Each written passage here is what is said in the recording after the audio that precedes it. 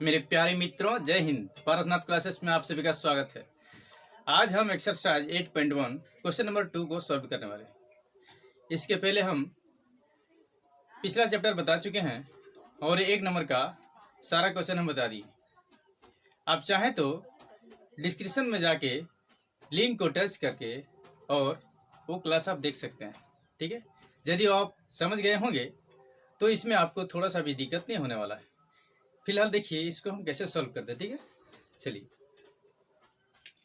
इसमें क्या है, 4 ऑप्शन दिया हुआ है ना। कितने ऑप्शन? 4 ऑप्शन।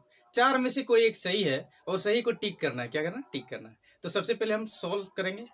क्वेश्चन को सॉल्व करने के बाद पता चलेगा कि कौन सा आंसर सही है, ठीक है ना। देखिए यहाँ दिया हुआ 2, तो आपको क्या लिखना है? 2 लिख देना है ना। कुछ नहीं है, मतलब गुना है। और 10-30 का मान 1/√3 होता है। कितना होता है दोस्तों? 1/√3। अब देखिए हम 1 है तो 1 दे देंगे और 10-30 का मान 1/√3 होता है, लेकिन यहाँ स्क्वायर है तो स्क्वायर दे देंगे, है ना। क्या क्या? स्क्वायर दे दीजिए। अब आगे देखिए 2 गुना 1 क्या होगा? 2, और बट्टा में कितना है? √3 है ना। अब यहाँ 1 है तो 1 दे दीजिए। 1 को 2 बार जब गुना करेंगे ना, 1 गुना 1 तो 1 ही आएगा।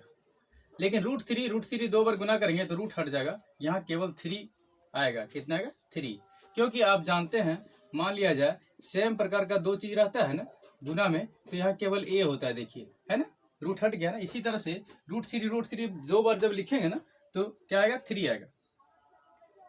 अब देखिए यहाँ के बाद इधर देखिए 2/√3 है। क्या है? 2/√3। और क्या है बट्टा में? देखिए 1 और 3 का एलसीएम ले लेंगे, क्या आएगा? 3 आएगा। अब 1 से डिवाइड करेंगे 3 को ना, तो 3 आएगा। 3 × 1 क्या होगा? 3। प्लस है तो आप प्लस दे लीजिए। 3 से 3 को भाग दीजिए, 1 आएगा। और 1 × 1 क्या होता है? 1 होता है, ठीक ना। अब अगला स्टेप देखिए, ऊपर वाला जो है जैसे का तैसे हम उतार देंगे, क्योंकि जोड़ने और घटाने के लिए कुछ है नहीं, है। तो यहाँ तो जोड़ने के लिए 3 और 1 कितना होता है? 4, और बट्टा में कितना लिखेंगे? 3, ठीक है। यहाँ तक आप समझ चुके होंगे, है ना। अब देखिए 2 ठो भिन्न आ गया, यहाँ और यहाँ। जब ऐसा कंडीशन आए ना तो आप क्या करेंगे? भिन्न को पलट देंगे, यानी आधार को अंश को हर बना देंगे और हर को अंश बना देंगे। देखिए कैसे। तो पहला वाला जो है ज्यों का त्यों रहेगा, ऊपर का जो है ना ज्यों का त्यों रहेगा। हम इसको लिखेंगे 2/√3। अब गुना, इसको पलट देंगे, ये जाएगा ऊपर और ये जाएगा नीचे, यानी 3/4 हो जाएगा। यहाँ 4/3 था ना, तो 3/4 लिख देंगे, ठीक है। कुछ कटेगा तो काट लीजिए। 2 एकम 2 और 2 दूनी 4। ऊपर में क्या बचा? ऊपर में बच गया आपका 3। और बट्टा में देखिए क्या है, 2 को √3 से गुना करेंगे ना तो हो जाएगा 2√3। आप चाहें तो इतने आंसर लिख सकते हैं, नहीं तो इसको और लंबा कीजिए थोड़ा सा, क्योंकि हमको इससे मैच करवाना है ना। तो आप क्या करेंगे? हर का परिमेयकरण कर देंगे, ठीक है। हर का परिमेयकरण करने के लिए यहाँ तो हटेगा नहीं, इसलिए हम यहाँ मिटा के लिख रहे हैं, ठीक है। तो आप पढ़े होंगे 9वीं क्लास में, है ना। तो 3 जो चीज है उसको हम लिख देते हैं 3/2√3। इसको ऊपर भी लिखना है और नीचे भी लिखना है √3 को, क्योंकि हर का परिमेयकरण कर रहा है ना। तो √3 को ऊपर नीचे लिख दीजिए, या तो यहाँ 2 है 2 लगा देंगे, कोई दिक्कत नहीं। पर अब आपको क्या करना है, देखिए जो कटेगा उसको काट लेना है, लेकिन अभी नहीं काटना है ना। √3 काट देंगे, फिर मतलब क्या हुआ इसको आगे करने का। देखिए 3 दूनी कितना होगा? 6, और ऊपर में क्या बचा? √3। अब देखिए 2 दूनी 4 होता है दोस्तों, कितना होता है? 4। और √3 जब 2 बार गुना करेंगे ना तो केवल 3 हो जाएगा। अब यहाँ से काटिए, 3 एकम 3 और 3 दूनी 6, और 2 एकम 2 और 2 दूनी 4, यानी आपका आया √3 और नीचे में 2। अब ध्यान देना है, √3/2 किसका मान होता है? आपको मान भी तो याद रखना होगा ना। sin 60 का मान कितना होता है? √3/2। तो इसके जगह आप क्या लिख सकते हैं? sin 60 डिग्री, है ना। यानी ये आपका आंसर सही हुआ, ठीक है।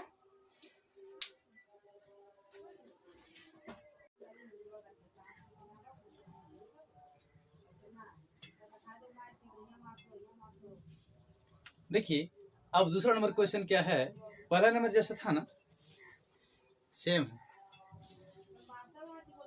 देखिए मित्रों, यहाँ 1 है तो 1 आप दे देंगे, ठीक ना। tan 45 का मान अभी आप क्या देखे कि 1 होता है, और इसका स्क्वायर है तो स्क्वायर आप दे लीजिए। 1 है तो 1 दे दीजिए, और tan 45 का मान क्या होता है, 1 होता है, और 1 का स्क्वायर आप दे दीजिए, है ना। देखिए कितना आसानी से आप बना पाएंगे। अब 1 माइनस 1 का स्क्वायर करेंगे, क्या आएगा, 1 आएगा, और नीचे 1 प्लस 1, तो 1 में 1 गया तो क्या 0, और 1 1 2, क्या आ गया 0, यानी 0 को 2 से डिवाइड करेंगे, क्या आएगा 0। अब ध्यान देना है कौन सा ऑप्शन आपका सही है, तो ये आपका डी नंबर आ रहा है ना।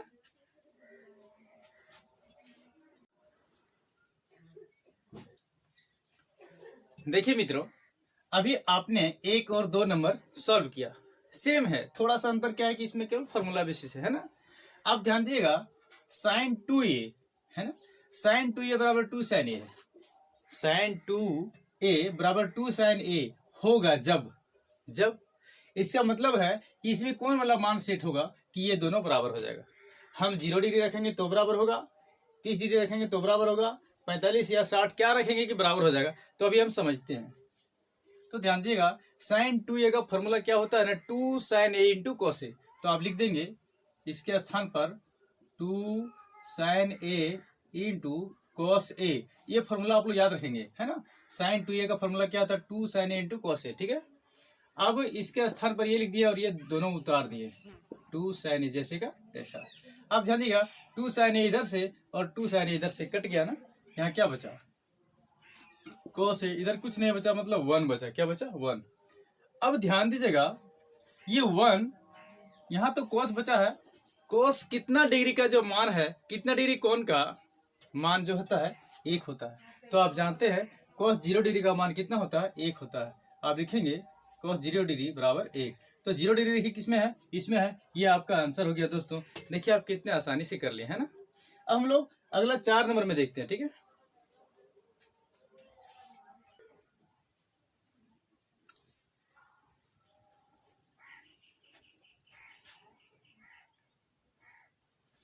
देखिए मित्रों, ये दूसरा का चौथा क्वेश्चन है ना, अभी तक जितना बना चुके हैं सब वही कैटेगरी का है। आपको कुछ नहीं करना है, केवल मान रखते जाना, और ये देखिए हंसते हंसते बन जाएगा, है ना। देखिए यहाँ क्या है, 2 रख दीजिए, यहाँ कुछ नहीं मतलब गुना है, ठीक ना, 2 नहीं कुछ नहीं रहेगा, वहाँ क्या गुना है।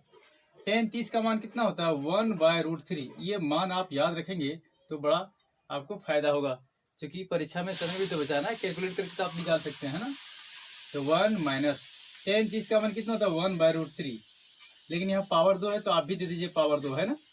अब आगे चलिए, देखिए 2 को 1 से गुना करेंगे क्या आएगा, 2 आएगा, और बट्टा में कितना है √3 आएगा, ठीक है। अब आगे अब क्या करेंगे, यहाँ 1 लिखेंगे, और 1 को 2 बार गुना करें क्या आएगा, 1 गुना 1 1 ही होगा ना, √3 2 बार गुना करेंगे तो रूट हट जाएगा, और यहाँ केवल बचेगा 3, क्या बचेगा 3। देखिए इसके नीचे कुछ नहीं, हम अपने से 1 देते हैं, है ना, ये आप पहले से आप जानते हैं। अब क्या करेंगे, ऊपर वाला जैसे का तैसे हम उतार देंगे, क्योंकि यहाँ जोड़ घटा करने के लिए कुछ है नहीं, है ना, जो भी करना है नीचे करना है। देखिए यहाँ माइनस है, तो 1 और 3 का एलसीएम अब क्या निकालेंगे, 3, 1 से 3 को भाग देंगे, 3 आएगा, 3 इंटू 1 क्या होगा 3, माइनस है तो माइनस दे लीजिए। देखिए 3 से को डिवाइड करेंगे ना तो 1 आएगा, और 1 इंटू 1 क्या होता है 1 होता है, ठीक है। अब एक काम और कीजिए इसी लाइन में, 2/√3, और देखिए 3 में 1 घटा दीजिए तो आ जाएगा 2/3।